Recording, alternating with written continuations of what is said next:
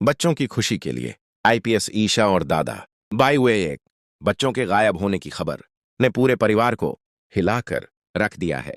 पूरन, जो हमेशा सबकी हाँ में हाँ मिलाता था, आज अपने बेटे के खो जाने के बाद पूरी तरह पागल हो चुका है, जिसके आगे ना दादा भाई की दादागिरी चल रही है और ना ही आईपीएस ईशा का रौब। पूरन दोनों ईशा और सूरज को सच्चाई का आईना दिखाते हुए कहता है कि तुम दोनों के झगड़े की वजह से आज हमारा परिवार बिखरना शुरू हो गया है, और अगर मेरा बेटा मुझे जल्दी नहीं मिला तो आज के बाद मैं और मोनिका हमेशा हमेशा के लिए यह घर छोड़कर चले जाएंगे। इसके बाद सभी लोग बच्चों को शहर की हर गली, हर चौराहे और हर मंदिर में ढूंढते हैं, लेकिन बच्चों का कहीं भी कोई पता नहीं चलता। तभी ईशा सूरज से कहती है कि बच्चों को ढूंढना और मुजरिम को सजा देना पुलिस का काम है, और इन दोनों बच्चों को ढूंढने में मैं तुम्हें कुछ भी करने नहीं दूंगी। यहां तक कि ईशा अपनी कसम देकर सूरज को रोक देती है। लेकिन दोस्तों, दादा भाई के बिना बच्चों के किडनैपर्स का पता लगाना नामुमकिन है। हालांकि आईपीएस ईशा को अपने कानून और सिस्टम पर पूरा भरोसा होता है। ईशा कमिश्नर को कॉल करके पूरी घटना बताती है और पुलिस फोर्स की मदद मांगती है, लेकिन पूरे 4 घंटे इंतजार करने के बाद भी कोई पुलिस फोर्स नहीं पहुंचती। सूरज बार बार ईशा से कहता रहता है कि यह कानून अंधा है और बच्चों को बचाने के लिए कोई स्पेशल फोर्स नहीं आने वाली, मुझे कदम उठाना ही होगा।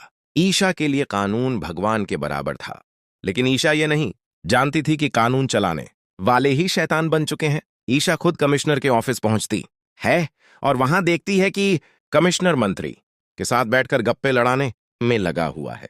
यह देखकर ईशा की आंखों से सिस्टम की काली पट्टी पूरी तरह हट जाती है और वह गुस्से में कमिश्नर से कहती है कि मंत्री जी की पत्नी की एक बिल्ली को ढूंढने के लिए आपने 4 आईपीएस ऑफिसर लगा दिए थे, लेकिन आज मेरे परिवार से 2 बच्चे गायब हो चुके हैं और आपने अब तक कोई एक्शन नहीं लिया। कमिश्नर बहाने बनाकर ईशा की बात को टालने की कोशिश करता है। तभी ईशा उसके खिलाफ आवाज उठाने की बात करती है।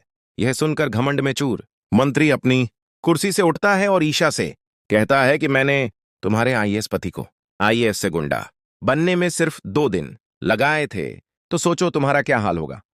दोस्तों, असल में बच्चों को किडनैप करवाने के पीछे इसी मंत्री का हाथ होता है। लाचार ईशा कुछ नहीं कर पाती और वापस घर लौट आती है, जहां उसे बिलखते हुए माँ बाप दिखाई देते हैं, जो आईपीएस ईशा और उसके कानून से अपने बच्चों को बचाने की भीख मांग रहे होते हैं। तभी ईशा को एहसास होता है कि उस वक्त सूरज ने कानून अपने हाथ में लेने का फैसला क्यों लिया था।